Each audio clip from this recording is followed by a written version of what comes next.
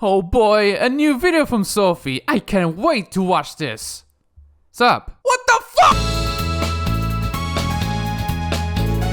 OutRun 06. Oh shit, how rude of me to not introduce myself. Before anyone gets confused by this rebrand, sup? I'm Pinkie Kitsune, and I'm a clone of Sophie created over 5 years ago, before she became a Dullahan.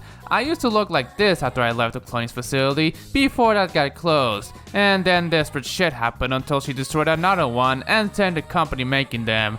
I could sleep easier. And then I met and still am dating this demon guy. Some of my friends didn't like it to the point of having one of them shoot me when he was arresting him. And then Sophie freed him, and now I'm a vixen. The reason I'm doing reviews is that Sophie felt very burned out after all she did. The real reason is that I miss having my avatar looking human with red eyes in the past, as well as using the color pink as a motif, so I'm missing Pinkie as a compromise. Also, I wouldn't move away from the embarrassing fact that the initials for my previous character are STD.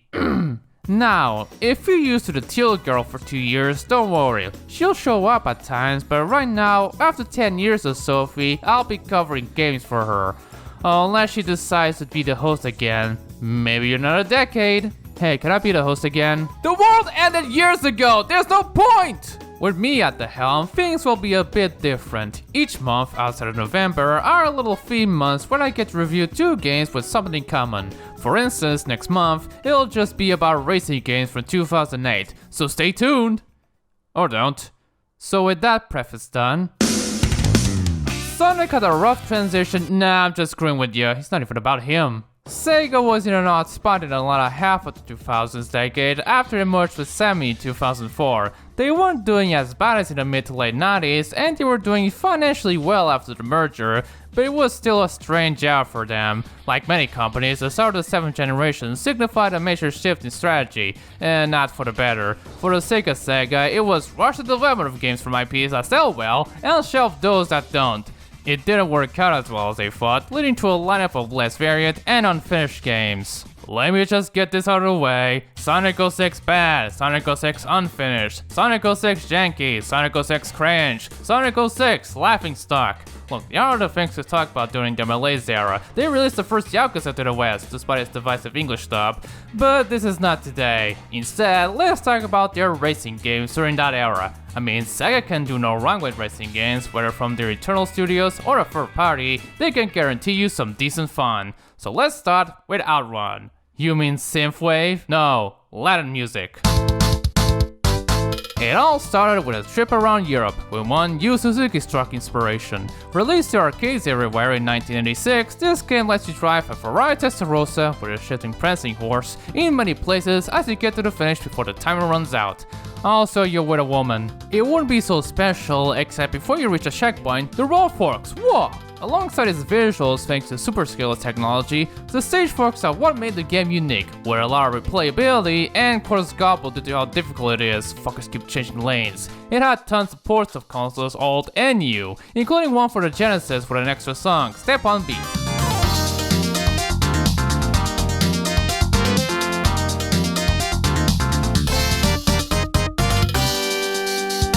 Hang on, it's supported by Hertz? Don't tell me they're the same as the rental company. It got follow-up, starting with Turbo OutRun from 1988, where you raced with an F40 against a Porsche 959 across the US, and try not to lose your goal till the end. It's way more linear, meaning there's no forks on the road, so it wasn't as liked, no remember, but at least the soundtrack was fire.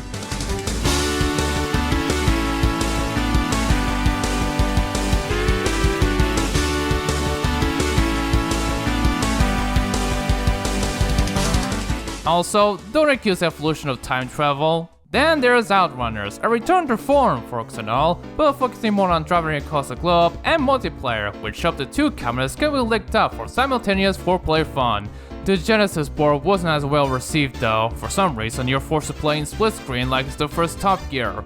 I'm not calling it Top Racer, and I haven't even mentioned the weird ones: OutRun 3D, Battle OutRun, OutRun Europa, and OutRun 2019. Man, 5 years ago must have been wild! But we're focusing more on OutRun 2, or at least one of its home ports, after a hiatus that involved Suzuki making Virtua Fighters, Shenmue, and more Ferrari stuff. This is a game that finally puts the series into 3D, now with a lot of licensed Ferraris and their F1 sponsors plastered on the tracks. It was released in 2003 to the arcades, which is a really late time for them to show up, but oh well, even today I see arcade versions of Mario games in malls. My sister mentioned there are arcade cabinets for Asphalt 9 in that video. It is much the same as the first game, but with drifting and drafting, as well as a modernized version of the 3 classic songs and a few originals. But this isn't the only version of it, oh no. The next year, they released the SP version, whereas the original has tracks based on European places, the special tours, alongside rivals, more cars, and music, focus more on the Americas. All of them.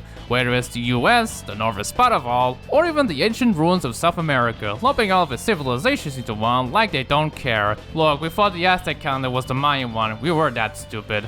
The original version got ported to the Xbox by Sumo Digital that same year, which can be considered a technical achievement. The Xbox was actually less powerful than the arcade board the game used, despite being based on a console's architecture, but they somehow managed to make the port faithful without any drop of frame rate whatsoever. Take that, Sega Rally 2 on the Dreamcast!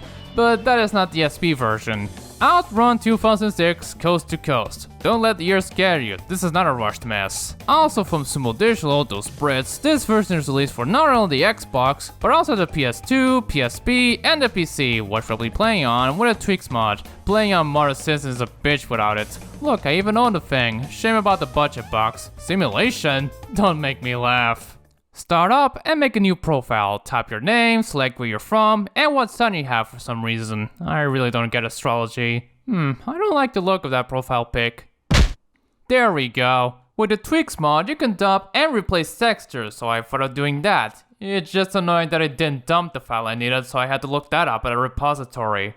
Right, let's get to the game itself. What I like about games such as this is that they let you play the original arcade version of the game. Builder's Block's PS1 version has it, Pac-Man World has the original 1980 game unlocked from the start, and Coast to Coast has OutRun 2 SP, complete with the selection menu and the silly endings from it, really sweet. Here's the main stuff in single player, standard outruns, heart attacks, and some sort of career mode called Coast to Coast, where you can do honest to god races and challenges to the flagman stages, plus impressing your girlfriends in your heart attack challenges. Let me just do a regular outrun first. For a late PS2 and OG Xbox game, it looks so good, so colorful and varied, plus the scenery of the stages are a sight to behold. Look, it even grows up as you go to the next stage. Now, I'm playing the PC version, which is why it looks so good, but to achieve this look, I had to download a tweaks mod to have proper widescreen and fix some visual bugs not present in the console versions, as well as replacing the button icons with proper Xbox ones. Nevertheless, I really love the graphics and the animation for the driver and passenger. Sir, that is not proper racing posture, don't put your left arm on the door, this is a leisurely drive! The menus are easy to look at, standard for the times, something I wish more games these days had. I don't want another Asphalt 9 freakout. And I guess I have to bring up the censorship, if you even care about that shit. In the Western home releases, the offer for one of the girlfriends has their cleavage covered by a tube top. When I heard that fact, I was like, the original can't be that gratuitous. Oh fuck, is that gratuitous? I gotta say it. Fuck whoever is angry about that change, I'm glad they covered it up. Don't worry, you can enjoy mine. You know shows are gonna call you a perverted T-slur for that, right? Sound is a weird one, and by default, it's really loud, from the menu sounds to the voices. However, the engine noise is really low. Get ready?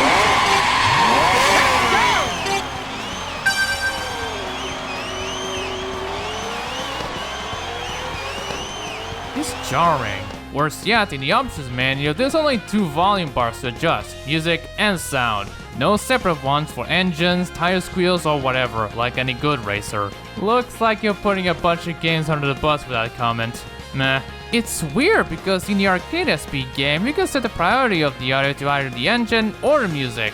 Considering how the audio quality is great nonetheless, the voices are in a low bitrate, which is also jarring. Special request! Checkpoint! I want to go far away! But I got used to it. As for music, it's amazing. From rearranged and original versions of the 1986 soundtrack and some original ones for the game, to its remixes and rearrangements of Turbo OutRun tracks, it's quite a diverse soundtrack. Okay, I'm not feeling well with Rush of Difficulty and Keep Your Heart, but this game's version of Who Are You?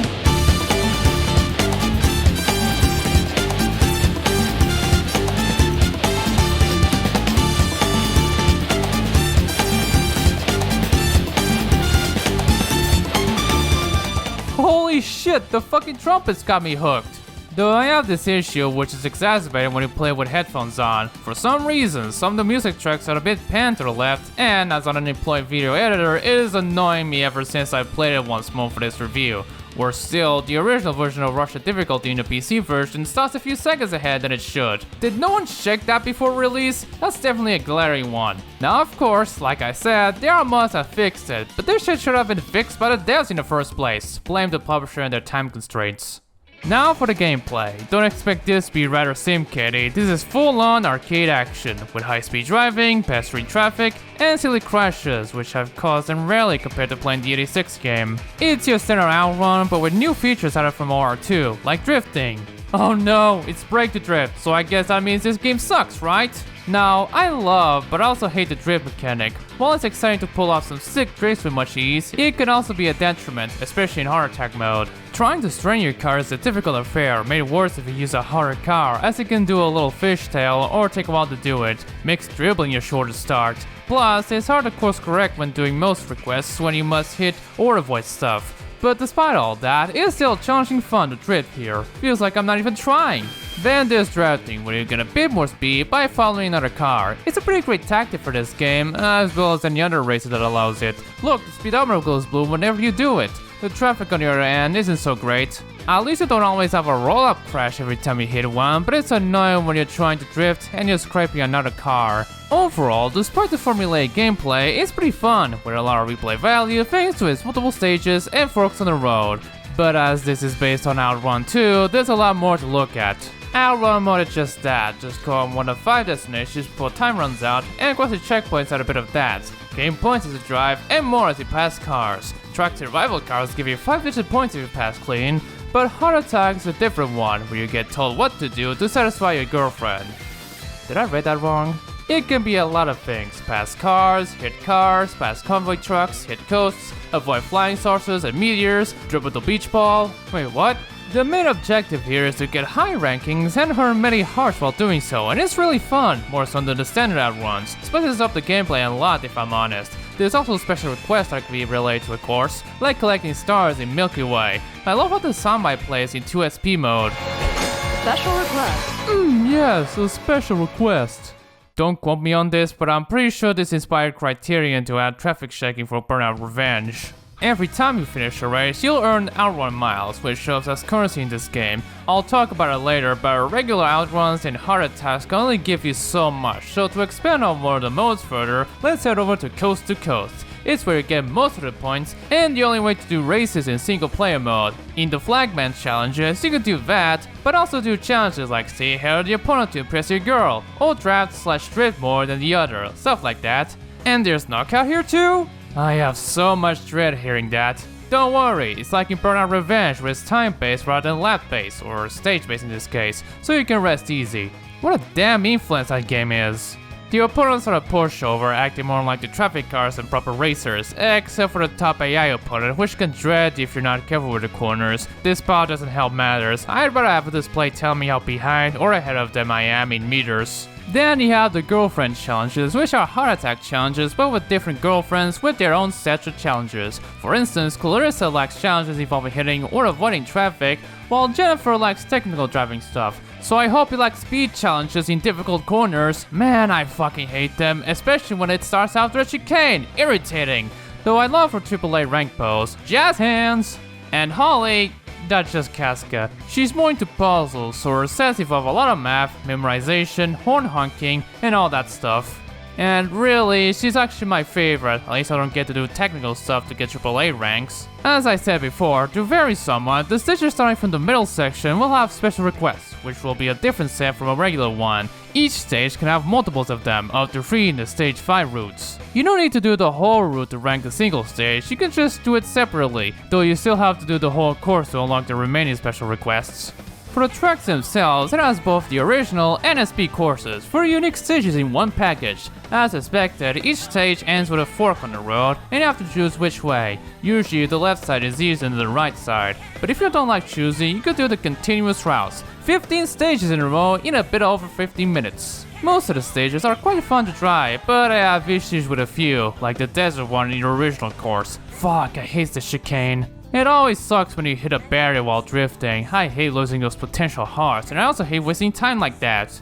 But overall, they're nice tracks to drive on, even if the sponsor billboards are distracting. They always show up no matter where. What I love about this game's career mode is that while the races are linear like in Turbo OutRun, the routes vary in location, even mixing up location from the original NSP. At one point there was going to be a way to create a route with a selection of stations for multiplayer purposes, but that got cut out at the last minute. Shame. The car list is full of Ferraris, 15 of them, Maranellos, GTOs, the F40, F50, the 355 Spider, the F430, both in coupe and Spider forms, and more. They are all beautiful to me. Except for the Enzo. What an ugly bastard. I can't seriously be the only one who hates the design of it. It's like a roller car that tried so hard to be a Formula 1 car, and failed. Pininfarina seriously dropped the ball with this one. I don't know if Enzo himself will be proud of it, because he died way before it was ever conceived, but I'm not. But apart from that, the rest are good looking, including the Testarossa, which they didn't base it on the actual Spider prototype for some reason. You can tell by the engine truck. But I get it, it's to pay tribute to the original game, so I can't complain much. I still hate you though. Each car comes in two flavors, the regular ones with classes ranging from novice to professional, which determine how easy they are to handle them, and the more race-inspired R1 versions, also exclusive to this game and in a class of their own. Why is the F50 a convertible in this game? Hasn't it always been?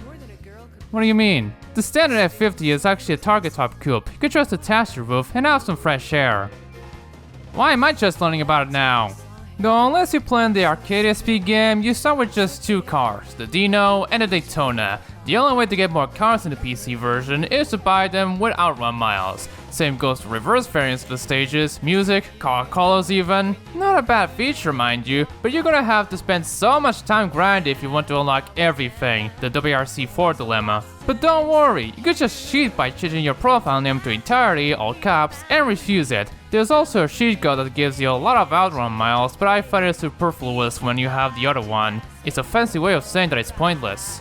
The PC version doesn't have split screen, but all versions have online multiplayer, or at least had until they got shut down by Sega in May of 2009, or by Microsoft in 2010 in the case of the Xbox version. But never fear, in the PC version at least, it has been restored using OutRun 2006 tweaks, and now I have to find someone to play with me. Hey Sarah. Hey Sophie. Oh no, it's Pinkie. Oh, sorry. Well, I guess I can join a lobby full of strangers. It went well until the first fork. Guess I'm stuck here. At least online works now, with leaderboards and all that. All hail the poop tickler. So that was OutRun 2006, and it was pretty enjoyable. While I like the OutRun aspect, I love the other attack challenges more, even more so in the C2C mode with its different sets. While driving can be difficult, it's still a pleasure, any amount of content makes up for it. This is a great home port of OutRun 2, and I recommend getting it however you can. Unfortunately, after this one, there weren't any new OutRun games other than ports of the first game for the 3DS and the Switch, which has a car change enough to not piss Ferrari off. Well, there was OutRun Online Arcade in 2009 for PS3 and 360, but that just OutRun 2SP with way less cars and features than 2006, only made before the prancing horse license got inspired. But at the very least, there are indie games that replicate the feel of the series like Slipstream, and countless ones with Retrowave and a Talon or whatever. Ugh, I'm tired of this. Next time, we're back to rallying this marathon. Oh goody. Not bad for your first review. How did you manage to not fuck that up? I am a copy of you, so I have as much memory as you had before 2019. Plus, I watched your more recent videos as studying material, so there's that. Do you think this change will do numbers? Do I look like I can predict the future? I don't know. You being a shifting fox may have a power like that. Well, I'm not. All I can do is shapeshift at the moment. Wait about 100 years and see if I'll get it. I hate waiting. Hey, do you still use your Bayonetta glasses? I still have them, but I've been using contact lenses since last year. You can keep them if you want. Good, because I really hate using contacts. Say, wouldn't I look good in flannel? Wear all you want, I'm not gonna judge you.